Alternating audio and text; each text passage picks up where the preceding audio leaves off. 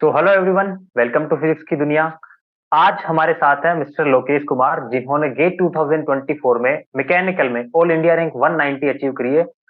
Very first, I congratulate to you and your family mister Lokesh for achieving such a great rank. Thank you sir. तो Lokesh, start करते हैं। आप पहले अपने आप के बारे में बताइए, आप कहाँ के हो, आप करंटली क्या कर रहे हो, और आपको गेट के लिए कहाँ से मोटिवेशन मिला। मैं भागलपुर बिहार से हूँ और मैं अभी as a junior engineer railway में वर्क कर रहा हूँ। और मैंने इससे पहले 3 साल स्टेट बैंक ऑफ इंडिया में एज ए क्लर्क काम किया है। तो गेट का मोटिवेशन मुझे कॉलेज से ही था। लेकिन मैं तैयारी फिर मतलब किसी कारण से स्टार्ट नहीं कर पाया। तो फिर मैं जॉब के साथ साथ फिर पिछले साल भी अटेम्प्ट दिया था 2022 में। 23 में भी दिया। 22 में मेरी रैंक 1775 थी। 23 में मेरी रैंक 2363 थी। और इस 24 में 190 रैंक है।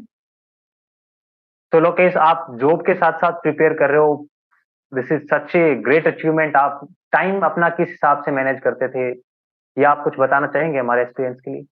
बिल्कुल बिल्कुल। जैसे सुबह में तो हमारी ड्यूटी स्टार्ट हो जाती है, मतलब 9 से 5 चलती है। तो ड्यूटी में तो इतना मतलब टाइम नहीं मिल पाता था, थोड़ा शॉर्ट नोट्स वगैरह जो बनाया था तो लंच वंच में उसको मतलब थोड़ा देख लेता था। लेकिन जब रूम पे आके फिर थोड़ा देर सो जाता था, रेस्ट करता था आधा एक घंटा। फिर फिर अपना फिर पढ़ाई के लिए मतलब 8 9 बजे से स्टार्ट करता था, फिर 2 3 बजे तक पढ़ता था। तो इस तरह से मैं कंटिन्यू मतलब मैं स्टार्ट भी मैं बताऊं कि मैं अक्टूबर से स्टार्ट किया था अपना तैयारी गेट का। अक्टूबर नवंबर दिसंबर ओके, जनवरी 4 महीना ही किया था मैं। सिर्फ 4 महीने में आप क्योंकि इतनी अच्छी रैंक अचीव कर पाए हो। क्योंकि मैं उससे पहले एक इंश्योरेंस का निकला था, NIACL का AO का पोस्ट था, मैं उसकी तैयारी कर रहा था। लेकिन अनफॉर्चुनेटली उसमें मतलब मेरा क्वालिफाइंग मतलब मेंस में तो क्वालिफाई हो गया था, लेकिन टाइपिंग टेस्ट में मैं फेल हो गया। तो लोकेश कुमार जैसे बता रहे हैं कि जॉब के साथ प्रिपरेशन कर रहे थे, तो क्या ये आपका बहुत पहले से ही एम था कि आपको गेट में अच्छी रैंक लानी है, या फिर मतलब आप बस जस्ट गेट को भी साथ में करते जा रहे थे। नहीं नहीं, ये तो एम था कि मतलब एक होता है ना कि मोटिवेशन की मतलब गेट निकालना है। कॉलेज से सुना था कि ये अच्छा एग्जाम है। एक ये इंजीनियरिंग सर्विस का सुना था। तो मेरा इंक्लिनेशन गेट की तरफ ज्यादा था। ES का एक बार दिया था लेकिन उसमें मतलब हुआ नहीं। इसलिए मैं फिर गेट की तरफ फिर मतलब ये इंक्लाइंड हो गया। तैयारी किया। दो तीन तीन तीन चार अटेम्प्ट दिया। तो मेरा अच्छा रैंक आया।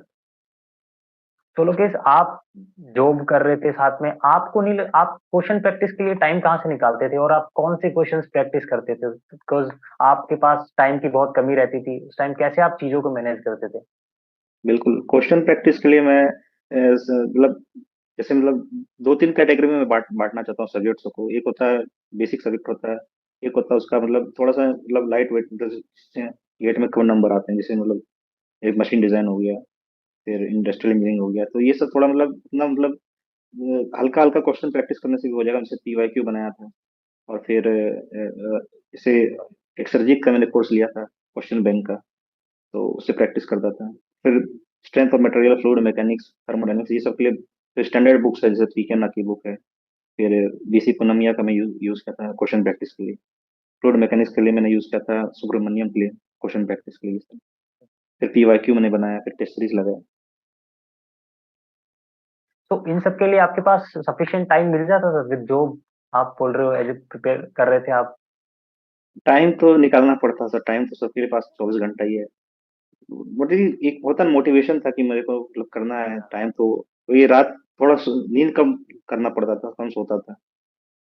तो उसमें सच ए एडजस्ट करता था। Great journey. आप एक वेरी डेडिकेटेड पर्सन पर्सन थे गेट के लिए, दैट्स व्हाई आप इतना अच्छा कर पाए हो। तो आप जैसे आपने बताया 2023 में आपकी रैंक इतनी अच्छी नहीं थी, तो जैसे कुछ एस्पिरेंट्स होते हैं उनके साथ पेपर में कुछ बुरा हो जाता है, या मान लो कुछ भी हो के उनकी अच्छी रैंक नहीं आ पाती और फिर वो रिपीट करने जाते हैं, तो आप उनके लिए क्या सजेस्ट करना चाहोगे। कुछ बच्चे ऐसे होते हैं कि जैसे कुछ और पेपर के चक्कर में साइड में चले जाते हैं, या फिर मतलब आप तो गेट में बहुत ज्यादा डेडिकेटेड थे, तो उनके लिए क्या कहना चाहोगे कि किस तरीके से वो गेट से ही अटैच रहे।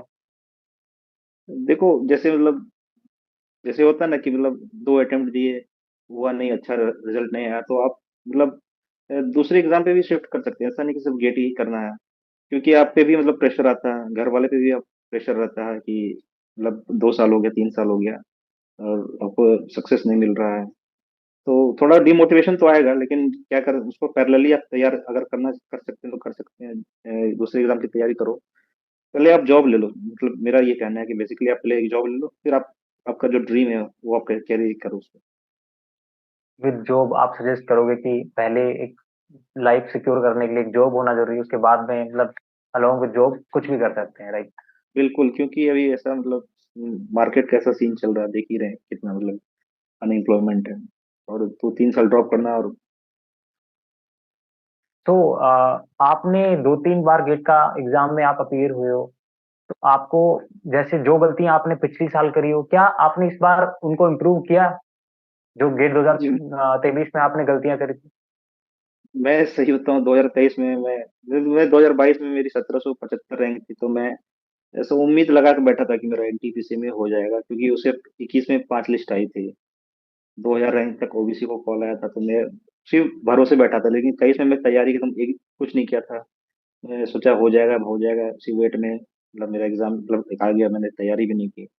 लेकिन इस बार मैं सोचा कि कितना भी अच्छा रैंक आ जाए, मेरे को पीछे नहीं हटना, अपना तैयारी कैरी करना है, कंटिन्यू करना। तो बस यही। आप मोटिवेटेड रहे गेट के लिए, और आपकी जो मेहनत थी वो कहीं ना कहीं रंग लेके आई, 180 रैंक आप अचीव कर पाए हो। जैसे आपने इस बार भी गेट की टेस्ट सीरीज अटेम्प्ट करी होगी, एज यूजुअली जी। लाइक 2023 में भी की होगी, तो आपने जैसे मतलब कुछ एक्सपीरियंस होते हैं ना कि जैसे ही गेट की टेस्ट सीरीज में जब वो एनरोल करते हैं तो उनको काफी डर रहता है कि मार्क्स कम आ जाएंगे। ऐसा डर रहता ही है। फ्रेशर स्टूडेंट को भी, रिपीटर को और ज्यादा डर रहता है कि पिछली बार बेकार हुआ था, इस बार कुछ गलत ना हो जाए।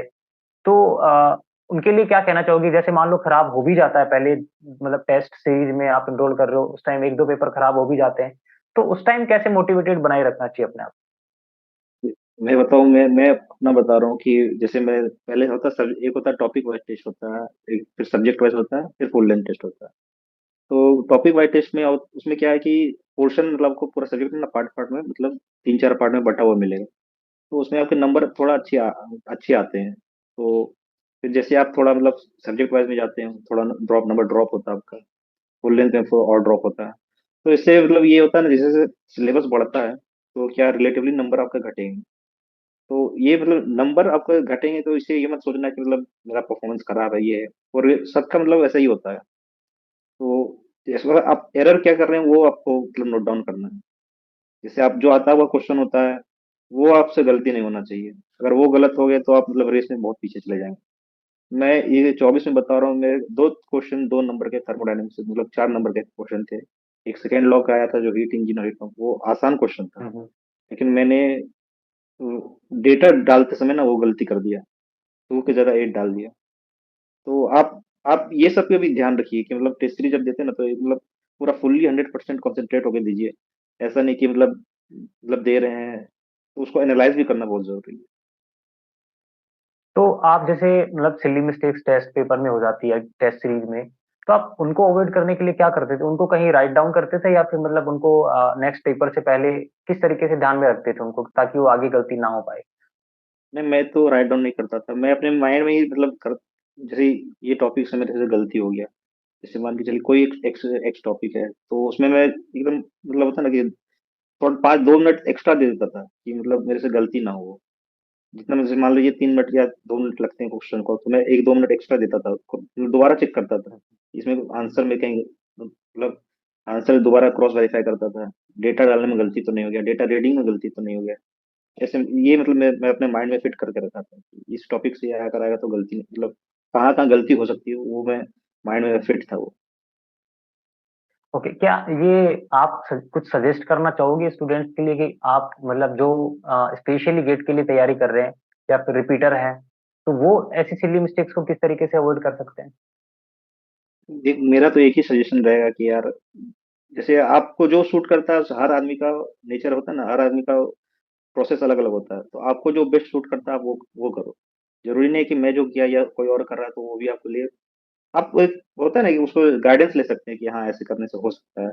आप तरीका अपना नया इजाद करो कि मेरे को ऐसे करने से मतलब ये होता है। तो सिली मिस्टेक्स का ये क्वेश्चन आप ध्यान से पढ़ो। टाइम क्वेश्चन रीडिंग में मतलब मस्ट है एकदम, बहुत 1-2 मिनट आप दो क्वेश्चन, अगर समझ में नहीं आता ना 2 मिनट क्वेश्चन को आप दो, उसके एक एक वर्ड में, गेट में वर्ड से खेलता है। गेट ऐसा एग्जाम है बिल्कुल ना, वर्ड बिल्कुल। से प्ले करता तो आप मैकेनिकल के एस्पिरेंट स्टूडेंट रहे हो, आप एक चीज है। जी। बताना चाहो, जैसे कुछ सब्जेक्ट्स होते हैं मैकेनिकल में, पावर प्लांट हो गया, आरईसी हो गया, आईसी इंजन हो गया एंड फ्लूइड मशीनरी हो गया, तो जी। इनमें काफी डिफिकल्टी आती है स्टूडेंट्स को, मतलब वो उसको थोड़ा हल्के में लेते हैं, तो आप इनको किस तरीके से हैंडल करते थे, लाइक मटेरियल साइंस हो गया। जी, मैं मटेरियल साइंस तो पढ़ा भी नहीं था, मैं सही बताऊं, क्योंकि उसका वेटेज बहुत कम था। मैं लास्ट के 2 दिन ही पढ़ा था। मतलब ऊपर ऊपर से होता है ना, रीडिंग किया था बस। हाँ, एप्लीकेशन पार्ट से, जैसे आपका आईसी इंजन हो गया, आरएसी हो गया, पावर प्लांट हो गया, तो इसके लिए आप ये कर सकते हैं कि थर्मोडायनेमिक्स आपका जितना मजबूत होगा ना, क्योंकि वो इसका उसी का एप्लीकेशन पार्ट है, वो आपका बेसिक बड़ा तगड़ा रहना चाहिए, तभी आप उसको एप्लीकेशन में, आप एक बार बेसिक तगड़ा हो गया, अच्छा हो गया, तो फिर आपको एप्लीकेशन में मतलब कोई प्रॉब्लम नहीं होगी, बहुत आसानी से आप निकाल सकते हैं। Good. So like fluid machinery हो गया, क्या आपने फ्लूइड मशीनरी भी मतलब छोड़ दिया था या फिर कंटिन्यू किया था नहीं आपके नहीं, सिलेबस में। फ्लूइड मशीनरी तो पूरा पढ़ा था सर। वो सुब्रमण्यम की ही बुक से मैंने पढ़ा था, उसमें मशीन और फ्लूइड मैकेनिक्स और मशीनरी दोनों है, उसके क्वेश्चंस मैंने लगाए थे। बिकॉज ऐसा हो रहा ना गेट के ट्रेंड में, मैकेनिकल में इन दो तीन सब्जेक्ट से फिलहाल क्वेश्चंस आ नहीं रहे, लाइक आरएसी हो गया एंड ये आईसी इंजन हो गया और फ्लूइड मशीनरी हो गया, तो उनको छोड़ के चले जाते हैं स्टूडेंट्स, तो नहीं नहीं, आगे छोड़ना ऐसा। नहीं है, ऐसा ऐसा नहीं कर सकते हैं, मतलब इस साल नहीं है तो जरूरी नहीं कि अगले साल भी नहीं है, क्वेश्चन कहीं से भी कुछ भी पूछ सकते हैं वो लोग, तो आपको फुल्ली प्रिपेयर रहना है। आप एक चीज बताइए, जैसे फ्रेशर्स स्टूडेंट होते हैं जो कोचिंग ज्वाइन कर रखे होते हैं या फिर खुद से पढ़ाई कर रहे होते हैं, उनको शॉर्ट नोट्स पे कुछ ज्यादा ध्यान देना चाहिए, तो शॉर्ट नोट्स बनाने की टेक्निक्स क्या होनी चाहिए सो दैट उसमें सारी चीजें आ सके अपने सिलेबस की। शॉर्ट नोट्स के लिए यार, जैसे एक तो होता है जो क्लास में नोट्स लिखाते हैं, जैसे डेली आप क्लास हम्म। जाते हैं या डेली आप ऑनलाइन अटेंड करते हैं क्लास, तो उससे आप जो पढ़ते हैं पूरा दिन में, तो उसमें जो क्रक्स होता है, उसका जो मेन पार्ट है, आप वो शॉर्ट नोट में लिख सकते हैं। जैसे मान के चलो 10 पेज का है, तो उसमें डेरिवेशन वोरिएशन सब आता है, गेट में डेरिवेशन के लिए कोई इतना इंपॉर्टेंट है नहीं, बिल्कुल। मतलब उससे क्वेश्चन बनते हैं, लेकिन मतलब वो ईएससी के लिए ज्यादा, कन्वेंशनल के लिए ज्यादा इंपॉर्टेंट है वो डेरिवेशन, तो वो सब आप स्किप कर सकते हैं। जैसे फॉर्मूले हो गए, वो आप शॉर्ट नोट्स में लिखो, वो कहाँ से आया उसका मतलब, होता है ना, एक दो क्वेश्चन प्रीवियस इसमें देख ले कि हम्म। हाँ इससे क्वेश्चन बन सकता है। पूरा आप तो डेरिवेशन लिखने की जरूरत नहीं है, न्यूमेरिकल आप नहीं कर सकते हैं, न्यूमेरिकल मत लिखो। और डेफिनेशन ऑफ तो वो याद, क्वेश्चन बनाते बनाते आपको याद हो जाए। ओके लोकेश, आपके साथ कभी ऐसा हुआ है जैसे जो भी टेस्ट सीरीज मतलब फुल सिलेबस टेस्ट जब दे रहे होते हैं टेस्ट सीरीज के, तो कभी कभार एग्जाम से पहले एक आध महीने पहले ऐसे होता है कि मार्क्स कम आ गए, तो बच्चे काफी डिप्रेशन में चले जाते हैं, काफी डिप्रेस्ड हो जाते हैं, तो उस कंडीशन में अपने आप को किस तरीके से मोटिवेट रखना चाहिए स्टूडेंट को। जी, मैं डीजी का एक फुल लेंथ होता है ना, एक वो, मैं सिर्फ फुल लेंथ लिया था, मतलब पूरा टेस्ट नहीं लिया था, लास्ट के 2 महीने पहले मैंने लिया था फुल लेंथ। सिर्फ 10 में 10 टेस्ट रहता है, 10 या 12 का। हम्म। तो उसमें 5 बेसिक रहता है, 5 एडवांस रहता है और 5 मॉक टेस्ट होता है। तो बेसिक मतलब उसमें तो नंबर मेरे अच्छे आ रहे थे, 65-70 के आसपास बन रहे थे, लेकिन जैसे एडवांस में मैं गया तो फिर उसमें तो नंबर एकदम ड्रॉप हो गए, 15-20 नंबर सीधे ड्रॉप हो गए। तो थोड़ा डिमोटिवेशन तो, जब टेस्ट दे के नंबर जब आते हैं स्क्रीन पे दिखाता है कि इतने नंबर आए, तो थोड़ा डिमोटिवेशन उस टाइम लगता है। तो फिर मैं बोला कोई नहीं यार, सबके साथ होता है, फिर उसमें एक रैंक का भी कॉलम आता है, रैंक थोड़ा ठीक ठाक आ रहा हाँ। था। तो मैं बोला चलो यार, ये तो कंपटीशन है, तो रिलेटिव होता है ना, सबके नंबर गिर रहे हैं तो फिर मेरे भी गिरेंगे, तो नंबर से तो ज्यादा आपने आपको ये उस मैं आपने ये उस कह रहा हूँ टाइम कि अपने आप नंबर को मेरे, कैसे मोटिवेट रखा। मोटिवेशन के लिए तो बस यही है यार कि ऐसा कुछ खास मतलब मेरे को लगा नहीं कि मतलब मैं नंबर ज्यादा इसके बारे में सोचता ही नहीं था। मैं ये देखता था कि मेरे से गलतियां कहाँ कहाँ हो रही है, क्योंकि गलती में एकदम जितना कम करो। इस बार मैंने मात्र 3 या 4 क्वेश्चन गेट में गलत हुए हैं, इसमें से 2 तो मैंने बता दिए, थर्मोडाइनमिक्स आसान क्वेश्चन, वो एनएटी टाइप के थे, वो गलत हो गए। तो जितना आप एरर मिनिमम करोगे, आप आपकी रैंक उतनी अच्छी होगी। तो मोस्ट इम्पोर्टेंट थिंग आपने बताई कि एक्यूरेसी पे बहुत ज्यादा ध्यान देना चाहिए, जैसे जैसे बिल्कुल। टाइम के साथ गेट के एग्जाम के पास हम बढ़ते जाते हैं, एक्यूरेसी अपने आप में बहुत अच्छी कर लेनी चाहिए पेपर में ना। तो बिल्कुल। आपने गेट के पीवाई क्यूज लगाए थे क्या इस बार की प्रिपरेशन। मैंने मैंने पूरा तो नहीं लगाया, लेकिन मैंने जो जो बेसिक सब्जेक्ट है, जैसे स्ट्रेंथ ऑफ मटेरियल हो गया, फ्लूइड मैकेनिक्स हो गया, थर्मोडायनेमिक्स हो गया, थ्योरी ऑफ मशीन, ये सारे के मैंने पीवाईक्यू लगाए थे। एप्लीकेशन के मैंने नहीं लगाए थे, एप्लीकेशन के मुझे पता था कि क्वेश्चन कैसे भी आए मैं वो कर लूंगा। जैसे इस बार रीजनरेटर रीजनरेटर का एक क्वेश्चन है, तो मैं वो मुझे पता था कि मैं कर लूंगा, क्योंकि मैं टेस्ट सीरीज में भी मतलब क्वेश्चन बन जाते थे मेरे से। तो आप जॉब के साथ साथ प्रिपेयर कर रहे थे। आ, लोकेश जी, आप एक चीज और बताइए, जैसे कोई बच्चा जैसे कोचिंग करने जाता है, जैसे स्टार्टिंग में होता है या फिर एक एक साल 2 साल तक तैयारी कर रहा होता है, तो सोशल मीडिया की जनरेशन आजकल है, तो सोशल मीडिया से डिस्ट्रैक्शन थोड़ा ज्यादा होता है। क्या इसको कम करने की या फिर इसे अवॉइड करने के लिए कुछ तरीके हैं स्टूडेंट्स के लिए, बिकॉज ये छूट नहीं पाती ये चीजें। जी जी। सोशल मीडिया का है, देखो अगर आप जुडिशियसली यूज करोगे, अगर आप मतलब टाइम बाउंडेड यूज करोगे तो सही है।